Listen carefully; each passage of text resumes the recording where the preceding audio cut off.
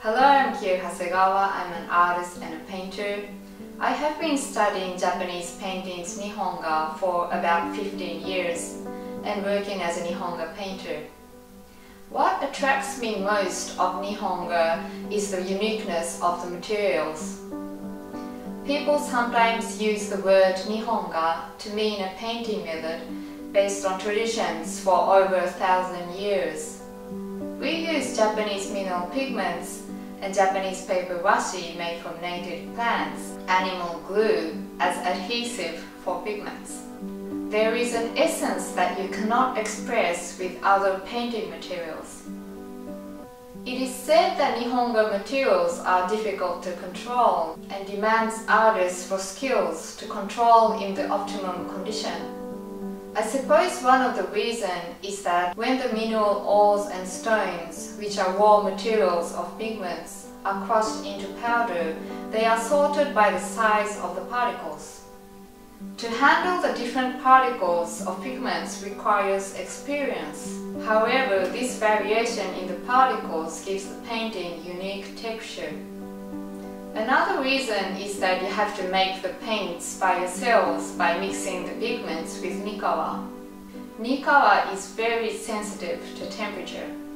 Often the hues and tones of the paints are obscure and cannot be defined until the mixtures are dried on the paper.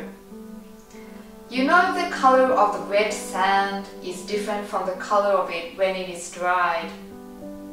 The same thing happens here. The painters need the skills to see the colors before they are actually fixed on the paper. You feel it is troublesome to paint Nihonga. Indeed, you need time and effort to produce a piece of Nihonga, but the time you spend facing the materials is essential. There is no need to hurry and cherish each moment when you paint Nihonga. I used to paint figurative paintings. Japanese painting is associated with subjects such as beautiful scenery, flowers and birds, or portraits. Many artists of Japanese painters still prefer to paint those motifs. There was a starting point for me to explore between representation and abstraction. Since then, my theme has been to depict nature of its existence in a way of abstraction. I believe that the materials of Nihonga often provide the unexpected and are compatible with abstraction. In Japanese paintings, the void is not nothing. There seems nothing, but the painters put a lot of meaning there, as Tohaku or Sotatsu does. They use the void or blank space as one of the elements that compose a painting. Another thing I believe underlies in Japanese culture is the sense of kehai. Kehai is a difficult word to explain. It is something that presents very vaguely, but you surely feel it in the atmosphere. It would imply spiritual matter, either friendly or adversarially. Void and kehai are the similar concepts. We try to sense or feel something presence in the invisible. I'd like the audience to feel the invisible atmosphere in my works. The atmosphere I feel in nature, interacting intuitively with it. A few years ago, I visited a remote island in the Seto Inland Sea.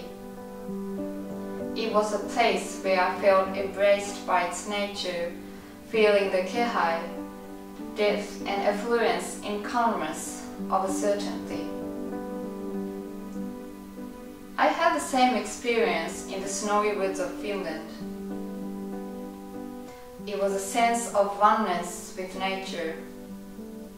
In the harsh winter cold, which seemed to reject every little thing, I could perceive the significant presence of nature.